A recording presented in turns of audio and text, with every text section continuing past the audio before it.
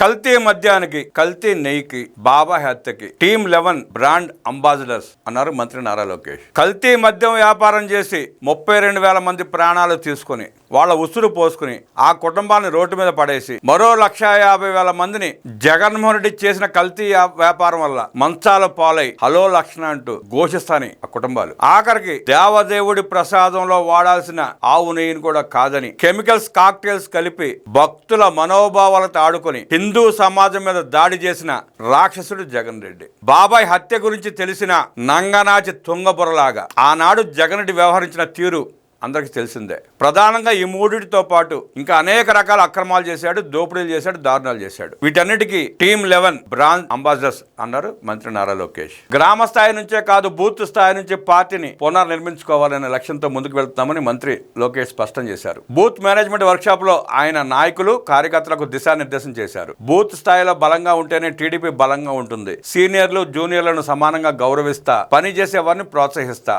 Party ఏ కార్యక్రమానికి పిలుపునిచ్చినా మనం పనిచేసిన రోజే పార్టీ బలోపేతం అవుతుంది. టీడీపీకి 1 కోటి మంది సభ్యులు ఉన్నారు. సాంకేతిక పరిజ్ఞానం సాయంతో పనిచేసేవారిని గుర్తిస్తాం. బూత్ స్థాయి నుంచి సంస్థాగత నిర్మాణం బలంగా ఉంటే పార్టీ బాగుంటుంది అనేందుకు మంగళగిరి, గాజువాక నియోజకవర్గాలు ఒక ఉదాహరణ. ఓ అనుభవంతో నేను మీ ముందున్నా. 1980 తర్వాత మంగళగిరి నియోజకవర్గంలో టీడీపీ జెండా ఎగరలేదు. ఛాలెంజ్ గా తీసుకున్నా. కానీ 2019లో 5,300 ఓట్ల తేడాతో నేను ఓడిపోయాను. ఆ రోజు నాకు బాధ కలిగింది. ఆ బాధ, ఆవేదన నాలో కసి పెంచింది. ఓడిపోయిన చోటనే కష్టపడి పనిచేసి టీడీపీ జెండా ఎగరవేయాలని సంకల్పించా. కార్యకర్తలతో సమావేశం పెట్టుకున్నాం. బూత్ల వారీగా సమీక్ష చేశాం. బూత్ లెవెల్ నుంచి పార్టీని ఎలా బలోపేతం చేయాలని మేమంతా చర్చించాం. ఆ చర్చ తర్వాత మేము అనుకున్న నిర్ణయాలను తూచా తప్పకుండా 4 ఏళ్లు అమలు చేశామని లోకేష్ చెప్పారు. దేశంలో ఎన్నో ప్రాంతీయ పార్టీలు ఉన్నాయి. కానీ సంస్థాగత నిర్మాణంలో టీడీపీ ఉన్నంత బలంగా మరే పార్టీ లేదు. నమ్ముకున్న పసుపు జెండా కోసం ప్రాణాలనే త్యాగం చేసిన కార్యకర్తలు ఒక టీడీపీకే సొంతం. ఏ పార్టీకి లేని కార్యకర్తలు మనకు ఉన్నారు. అంజిరెడ్డి తాత, మంజుల, చెన్నుపాటి గాంధీ, తోట చంద్రలే నాకు స్ఫూర్తి. అందరం కష్టపడి పనిచేద్దాం. దేశానికి సంక్షేమాన్ని పరిచయం చేసిన వ్యక్తి అన్న ఎన్టీఆర్. ₹2 కిలో బియ్యం, రైతులకు ₹50 హార్స్ పవర్ విద్యుత్తు, జనతా వస్త్రాల పంపిణీ వంటి అనేక సంక్షేమ కార్యక్రమాలు చేపట్టారు అన్నగారు. తెలుగు జాతి గురించి ప్రపంచం మొత్తం మాట్లాడుకుంటున్నారంటే దానికి కారణం చంద్రబాబే. ఆనాడు సైబరాబాద్ నిర్మిస్తే చాలా మంది ఎగతాళి చేశారు. నేడు కోట్లాది మందికి ఐటీ అన్నం పెట్టింది. మన రాష్ట్రంలో టీం 11 ఉంది.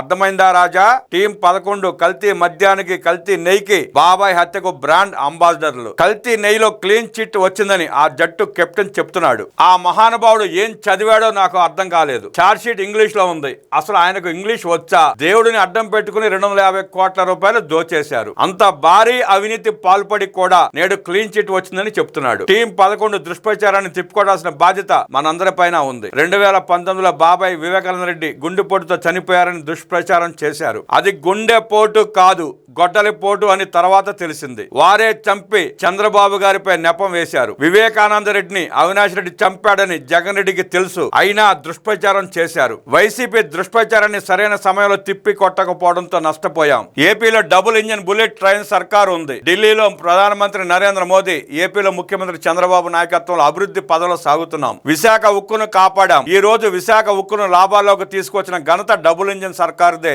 ఈ అంశంలో వైసీపీ దుష్ప్రచారాన్ని తిప్పుకొట్టాలి. విశాఖ రైల్వే జోన్ సాధించుకున్నాం. అమరావతి, పోలవరం పనులు కొనసాగుతున్నాయి. కర్నూలులో త్వరలోనే హైకోర్టు బెంచ్ ఏర్పాటు చేస్తాం. ఇచ్చిన హామీలను పద్ధతి ప్రకారం నిలబెట్టుకుంటున్నాం. చిన్న చిన్న సమస్యలున్నా మనం అనుకున్న దానికోసం పోరాడాలి. నాయకులతో చర్చించాలి. పార్టీ నేతలు అలక వేడాలి. అలిగితే నష్టపోయేది మనం, మన పార్టీ, మన రాష్ట్రం. కూటమిలో విడాకులు ఉండవు, మిస్ ఫైర్లు ఉండవు, క్రాస్ ఫైర్లు ఉండవు. సమస్యలు ఏవైనా ఉంటే 3 పార్టీలు కూర్చుని చర్చించుకుంటాయి. ఈ పద్ధతిని గ్రామ స్థాయి వరకు పాటించాలి. కనీసం 15 ఏళ్లు కలిసికట్టుగా ముందుకు వెళ్తేనే అభివృద్ధి సాధ్యమని పవన్ అన్న చెప్పారు. మన మధ్య విభేదాలు సృష్టించేందుకు వైసీపీ యత్నిస్తోంది.